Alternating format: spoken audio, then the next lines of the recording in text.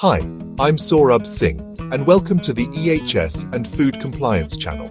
If you've made it here, it means you probably love ISO standards as much as I do, and you're serious about learning how to apply them in real life. Today, we're going to deep dive into ISO 45001 Clause 9.3 Management Review.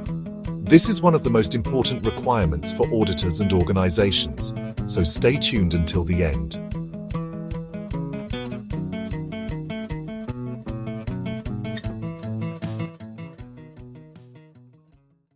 Clause 9.3 requires top management to review the occupational health and safety management system at planned intervals to ensure it is suitable, adequate, effective.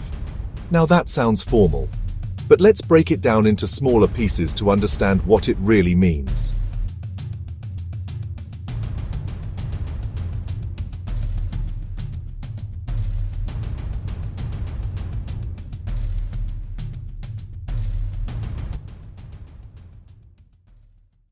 The standard says top management shall review the OH and S management system.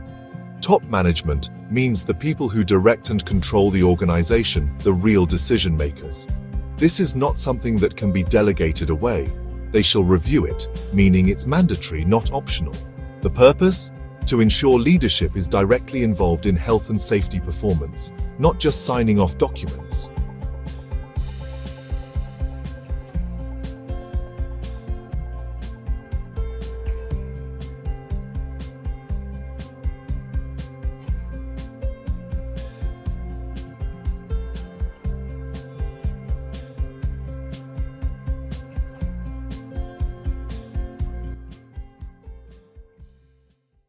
The standard says, at planned intervals, but does not prescribe how often.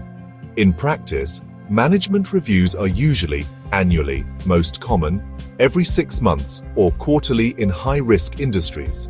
Some organizations even decide the next date during the review, depending on the issues at hand.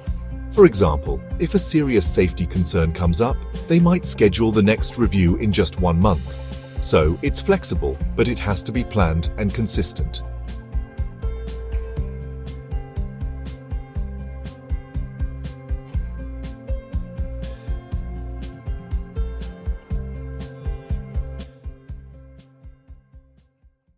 Now here's a common misconception.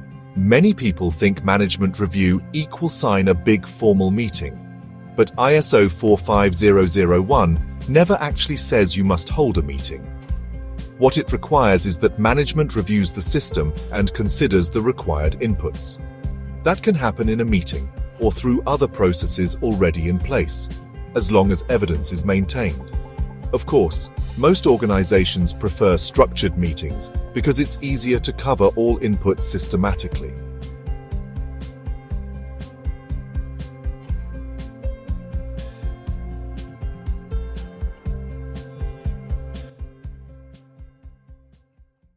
Let's break down the inputs. Clause 9.3 requires management to consider A. Status of previous actions.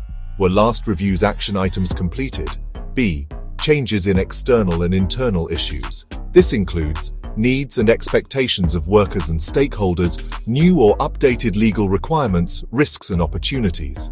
C. Achievement of OH&S policy and objectives. Did we meet our safety goals? D. O&S performance information. This is a big one.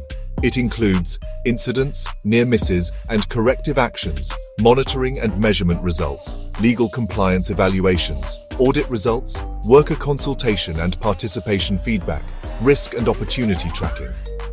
E. Adequacy of resources. Do we have enough people, budget, equipment? F. Communications from interested parties. For example, regulators, clients, or workers. G.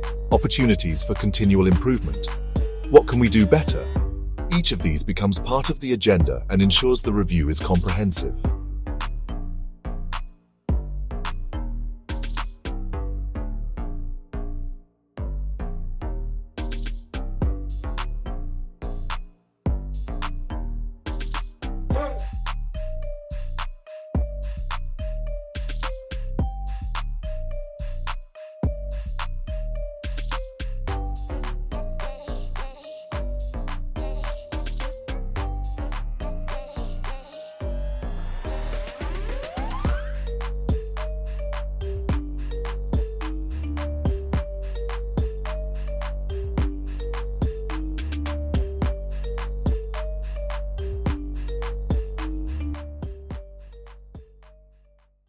Now, after reviewing inputs, what should come out of the management review?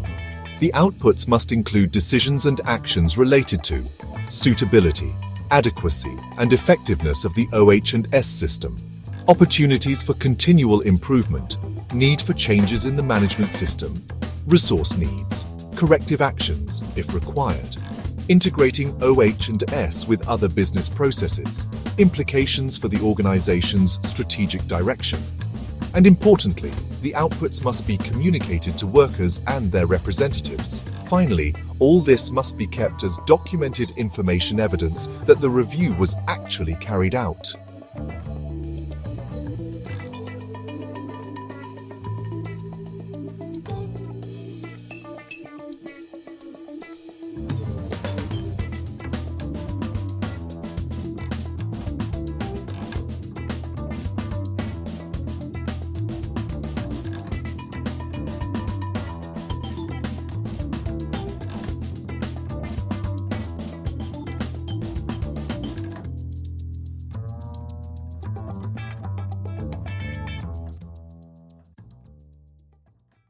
Management review is not just a tick-box exercise.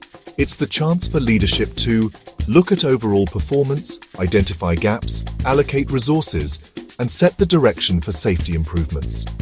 If done properly, it ensures the OH&S management system remains alive, relevant, and effective.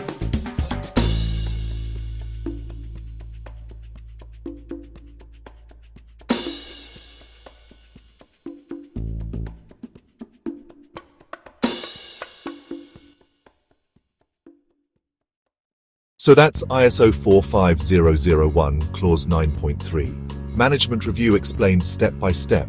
If you found this useful, don't forget to like this video, subscribe to the channel, and hit the bell icon so you don't miss upcoming auditor training videos. This is Saurabh Singh and you're watching EHS and Food Compliance. See you in the next session.